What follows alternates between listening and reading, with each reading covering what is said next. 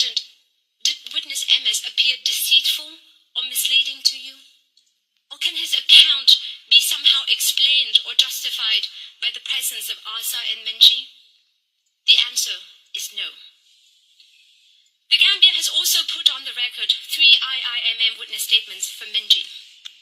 Those statements mention Asa, and they also corroborate the modus operandi employed by the Tatmadaw and Menchie. For example, witness 1477 recalled, quote, villagers fleeing towards the riverbank and military soldiers were pursuing them and shooting at them. Males raised their arms above their heads to surrender, but the military came close to them and shot them immediately. And all the houses where the military took the women set on fire. Witness P1301 recounted, I witnessed children who were scattered everywhere, being killed with knives and machetes, and snatched from their mothers and thrown into the fires. End quote.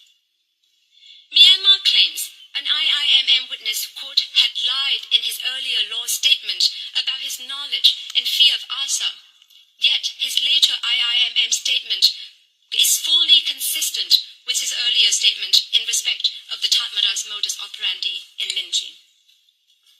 Survivors focus on the atrocities that they observed. That is natural, and Myanmar's attempt to draw adverse inference from their silence on Asa is frankly irrelevant. Myanmar devoted much time to a description of alleged Asa activities in and around Menchie. Around more than in, perhaps, because its claims of, quote, heavy Asa presence pointed to a place 10 kilometers from Menchie. The presence of Asa there and in other villages, none of which were Menchie, in the days and weeks prior to 8 a.m. on the 30th of August 2017, does not somehow render the Tatmadaw's attack on Menchie responsive. The UN fact-finding mission identified just 2 Asa attacks in other villages in the vicinity of Menchie, but these were several days earlier. And in response, the Tatmadaw had already conducted 2 separate clearance operations. The mission recorded no armed engagement with Asa on the day of the clearance operations in Menchie.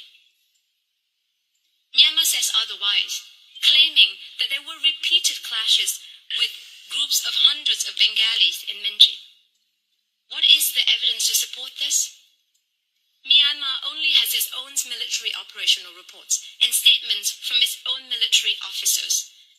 Professor Newton taught you that military reporting of this kind is inherently unreliable and has no probative value unless it is corroborated by independent external examinations.